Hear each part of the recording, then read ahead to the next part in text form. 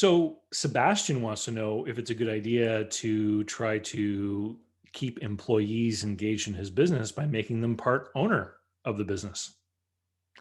Hey there, everyone. It's David Barnett from davidcbarnett.com, the blog site, YouTube channels, iTunes, SoundCloud, Google Play, Amazon podcast, where I talk about, and Stitcher and all those other ones too, where I talk about buying, selling, financing, and managing small and medium-sized businesses.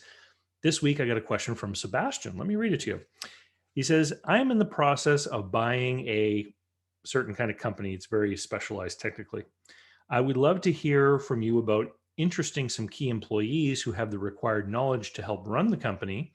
I'm considering letting them invest with me as minority shareholders. Thank you. This is a great question because the idea of engaging or somehow trying to tie employees into a business by making them part owner is something that actually comes up quite frequently in my regular conversations with people. And it's either because someone wants to solve a human resources problem, meaning that they want to ensure that somebody doesn't ever leave the company because they need them to help run the business, or so they believe at that moment in time. Or it's somebody who wants to initiate some kind of exit process. So they bring on a manager of some kind, they make them a small shareholder with the idea that the person is going to buy more shares over the course of time and then maybe buy them out completely at one point. And that's the exit plan. And so we talk a lot about this. I've made a whole list on this topic because I didn't want to leave anything out. So one of the fabulous things about being the only owner of a small private company is that when you are the owner, it means that you're the only board member and you get to make all the decisions. So, for example, if I want to go to a business meeting in a place that's several hours flight away, I can decide to go business class because I own the business and it's a business meeting. And so I can just choose the more expensive ticket. And there's no problem with that. There's no problem with tax authorities because it's a legitimate business trip. There's no problem with anything. What it does do, though, is number one, I get to enjoy the perks of being the owner of my business. I get to fly business class. And number two, it reduces the profit of my business, which means my tax bill is reduced. Okay. So, and the tax people don't really care because that extra expense ended up becoming the income of the airline, which adds to their profit, and then they pay tax over there, right? So it moves from one place to the other.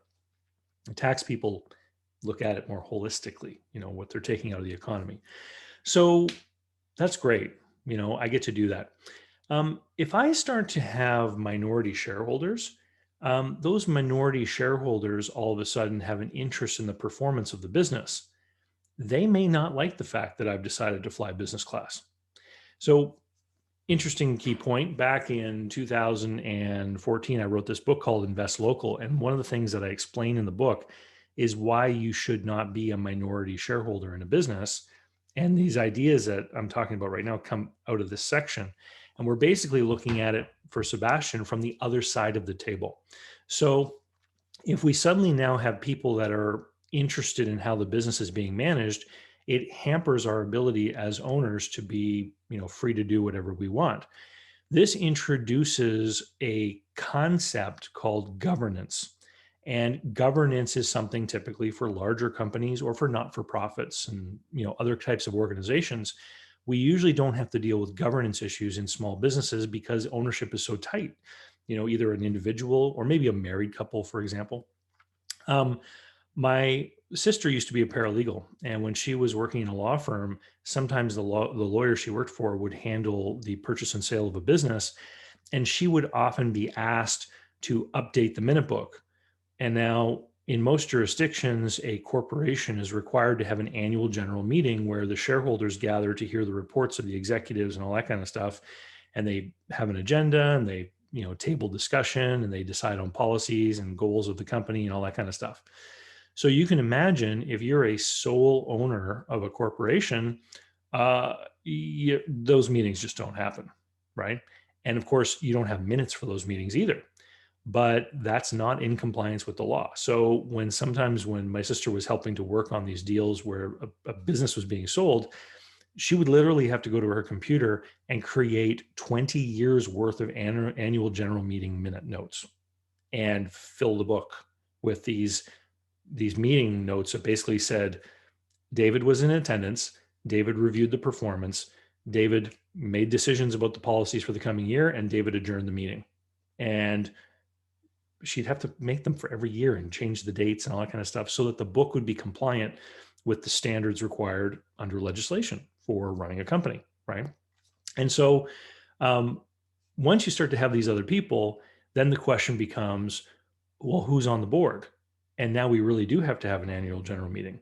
And if David's wants to fly business class because it's a 4-hour flight, well, then maybe that's okay. But we need to have a travel and entertainment policy so that we know what is allowed and what is not. If anyone has ever worked for a big company, then you're familiar with this kind of stuff. The reason why big companies have all these policies and things is because they have to have a set of rules to understand what the company will pay for and what it won't. And the shareholders are aware that these rules exist, and they trust the board members to make sure that management is enforcing these policies so that the bottom line doesn't get shrunk by a bunch of people putting fancy parties on their expense cards, right? And so, for a small business that wants to start to get into this kind of thing, you have to ask yourself the question, do I really want to open the door to having all of the issues, problems, and concerns of setting up a true governance system in my small business so that it avoids the interpersonal problems that could come from having these minority shareholders? Because now they're interested in how I run the business. That leads us to some other questions.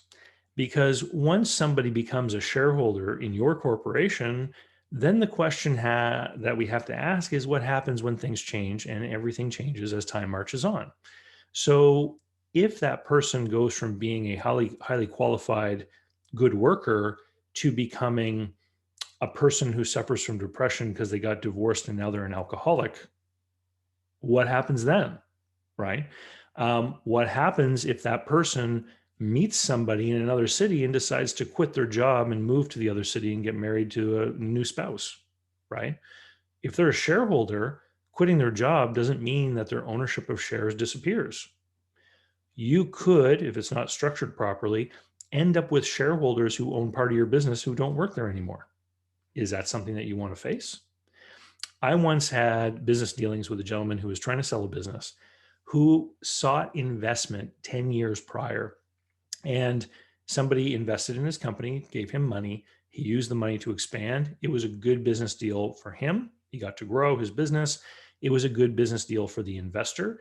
They received dividends and payouts over time, and then they died. And now those shares are owned by the heirs of his investors. And he was trying to sell the business. They had some very different ideas about what they were due in the sale of a business than what he had. So he was in a bit of a conflict with them. I was trying to sell the business, and I realized we were at a point where the business may not be sellable because all the shareholders may not agree.